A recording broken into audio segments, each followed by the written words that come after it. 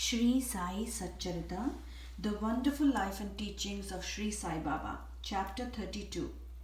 In Quest of Guru and God, Fasting Disapproved. In this chapter, Hematpan describes two things: how Baba met his Guru in the woods and through him God, and how Baba made Mrs. Gokhale, who had made up her mind to fast for 3 days, eat Puran Polis. Preliminary. In the beginning, Hematpan describes the Sansara, visible world, by the allegory of Ashwatha tree, which has, in the phraseology of the Gita, roots above and branches below. Its branches are spread downwards and upwards and are nourished by the gunas, qualities, and its sprouts are objects of the senses. Its roots leading to actions are extended downwards to this world of men. Its form cannot be known in this world, and nor can its beginning or end be seen. After cutting this Ashwatha tree of strong roots with the sharp weapon of non-attachment, one should seek the path beyond which there is no return. To traverse this path, the help of a good guide, Guru, is absolutely necessary. However learned a man may be, or however deep his study of Veda and Vedanta, sacred literature may be, he cannot reach his destination safely. If the guide be there to help him and show him the right way, he would avoid the pitfalls and everything will be smooth sailing. Baba's experiences in this matter, a story which he himself tells, is truly wonderful. When remembered, it will give you true devotion and salvation. The quest. Once 4 of us were studying religious scriptures and other books, and being thus enlightened, we began to discuss the nature of Brahman. One of us said that we should raise the self by the self and not depend on others. To this, the second replied that he would control his mind. He who controls his mind is blessed. We should be free from thoughts and ideas, and there is nothing in this world without us. The third said that the world phenomenon is always changing. The formless is eternal, so we should discriminate between the unreal and the real. And the fourth, Baba himself, urged that bookish knowledge alone is worthless, and added, let us do our prescribed duty and surrender our body, mind and 5 pranas, life, to the Guru's feet. Guru is God, all-pervading. To attain this conviction, strong and unbounded faith is necessary. While discussing this way, we 4 learned men began to ramble through the woods in quest of God. The 3 wanted to make the quest with their free and unaided intellect. On the way, a Vanjari, a man who trades in certain things such as grain, etc., by carrying them on bullock, met us and asked us, "It is hot now. Where and how far are you going?" "In the woods," we replied. He inquired, "On what quest are you bound?" We gave him an ambiguous and evasive reply. On seeing us rambling aimlessly, he was moved and said, "Without knowing the wood fully, you should not wander at random. If you want to walk through forests and jungles, you should take a guide with you. Why do you exert yourself unnecessarily during this hot noon sun? You may not give out to me your secret of the quest. Still you can sit down, eat bread, drink water, take rest and then go. Be always patient at heart." Though he spoke so tenderly, we discarded his request and marched on. We thought that we were self-contained men and needed nobody's help. The woods were vast and trackless. The trees therein grew so close and tall that the sun's rays could not penetrate through them. So we lost our way and wandered here and there for a long time. Ultimately, through sheer good luck, we came back to the place from where we started. The Vanjari met us again and said, "By relying on your own cleverness, you missed your way. A guide is always necessary to show us the right way in small or great matters, and no quest can be successfully carried out on an empty stomach. Unless God wills it, no one meets us on the way. Do not discard offers of food. Served dish should not be thrust away. Offers of food should be regarded as auspicious signs of success." On saying this, he again offered us food and asked us to be calm and patient. Again, my companions did not like this unsolicited hospitality and discarded his offer. Without doing any quest and without taking any food, the 3 began to move out. So obstinate were they. I was hungry and thirsty, and I was moved by the Vanjari's extraordinary love. We thought ourselves very learned, but were strangers to kindness. The Vanjari was a quiet, illiterate, and unqualified fellow, and belonged to a low caste. Still, he had love in his heart and asked us to eat the bread. In this way, he who loves others disinterestedly is really enlightened, and I thought acceptance of his hospitality was the best beginning of getting knowledge. So, very respectfully, I accepted the loaf of bread offered, ate it, and drank water.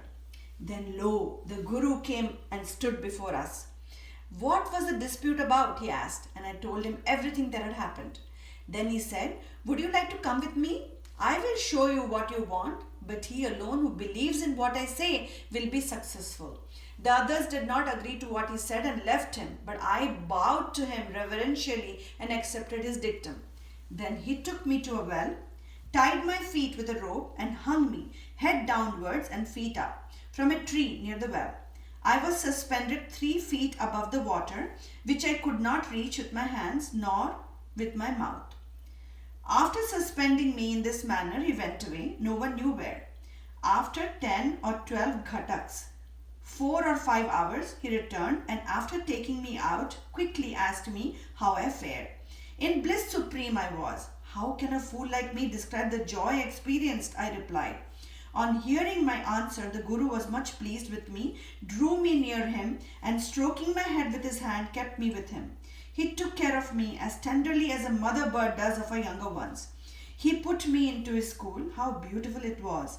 There I forgot my parents. All my attachment was snapped, and I was liberated easily. I thought that I should embrace him and keep staring at him always.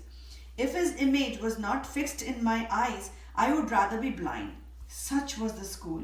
No one who entered it once could return empty-handed. My Guru became my all in all, my home, mother and father, everything. All my senses left their places and concentrated themselves in my eyes, and my sight was centered on him. Thus my Guru was the sole object of my meditation, and I was conscious of none else.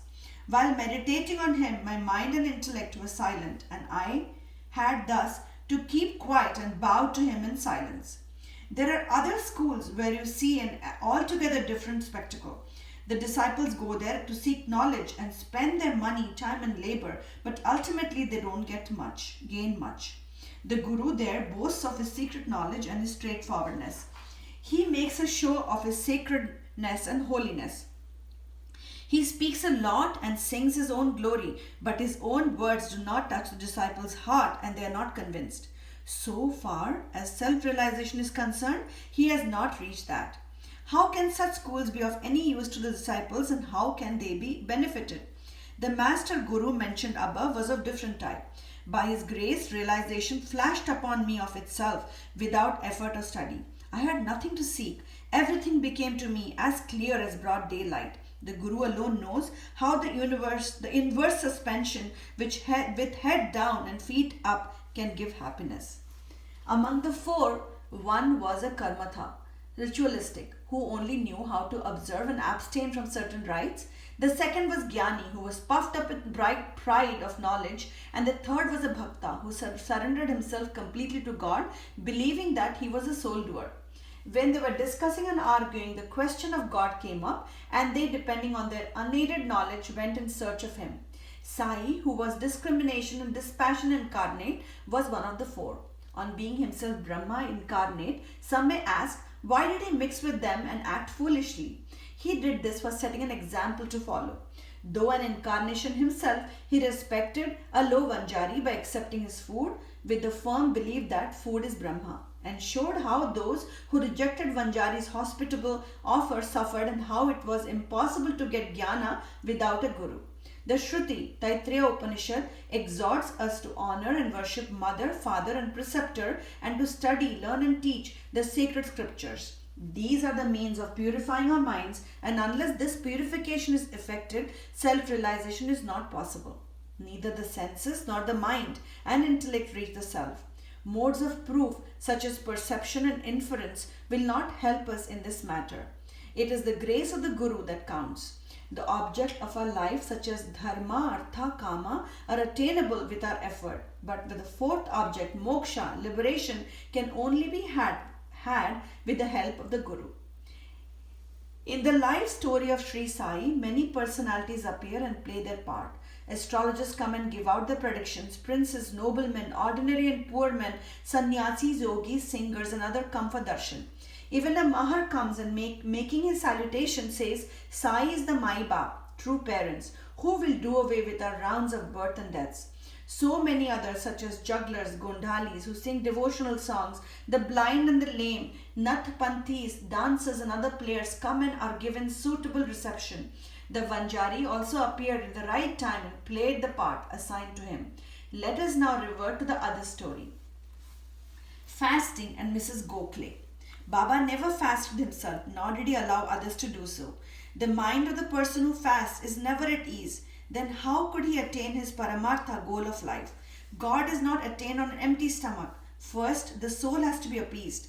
If there be no food in the stomach and nutrition, with what eyes should we see God? With what tongue should we describe His greatness? And with what ears should we hear the same? In short, when all our organs get their proper nutrition and are sound, we can practice devotion and other sadhanas to attain God. Therefore, neither fasting nor overeating is good. Moderation in diet is really wholesome, both to the body and mind. One Mrs. Gokhale came to Shirdi with an introductory letter from Mrs. Kashibai Kantikar, a devotee of Baba, to Dada Kelkar. She came to Baba with a determination to sit at Baba's feet and observe a 3-day fast. The previous day, Baba said to Dada Kelkar that he would not allow his children to starve during the Shimga, that is holy holidays, and that if they had to starve, why was he there? Next day, when the woman went with Dada Kelkar and sat at Baba's feet, Baba at once said to her, Where is the necessity of fasting? Go to Dada Bhatt's house, prepare the dish of Puran Poli, wheat rotis with gram flour and jaggery, feed his children and yourself too. Shimga holidays were on. Mrs. Kelkar was then going through her menses and there was nobody to cook in Dada Bhatt's house. So Baba's advice was very timely. Then Mrs. Gokhale had to go to Dada Bhatt's house and prepare the dish as directed. She cooked that day, fed others and herself. What a good story and how beautiful is its import. Baba's Sarkar. Baba gave a story of his boyhood as follows. When I was a youngster, I was in search of bread and went to Bede. There I got embroidery work. I worked hard, sparing no pains. The employer was very much pleased with me. 3 other boys worked before me. The first got rupees 50, the second rupees 100, and the third rupees 150. And I was given twice the total of this amount, which rupees 600. After seeing my cleverness, the employer loved me, praised me, and honored me with a full dress, a turban for the head, and a shela for the body, etc. I kept this dress intact without using it. I thought that what a man might give does not last long, and it is always imperfect. But what my Sarkar, God gives, lasts to the end of time. No other gift from any man can be compared to his. My Sarkar says, take, but everybody comes to me and says, give. Nobody attends carefully to the meaning of what I say. My Sarkar's treasury, spiritual wealth is full. It is overflowing. I say, dig out and take away this wealth in cartloads, and the blessed son of a true mother should fill himself with this wealth. The skill of my fakir, the leela of my lord, and the aptitude of my Sarkar is quite unique. What about me? Body will mix with earth, breath with air. This time won't come again. No matter where I go or where I sit, Maya always troubles me much. Still I am always anxious for my men. He who does anything spiritual endeavor will reap its fruit, and he who remembers these words of mine will get invaluable happiness. Bow to Shri Sai, peace be to all.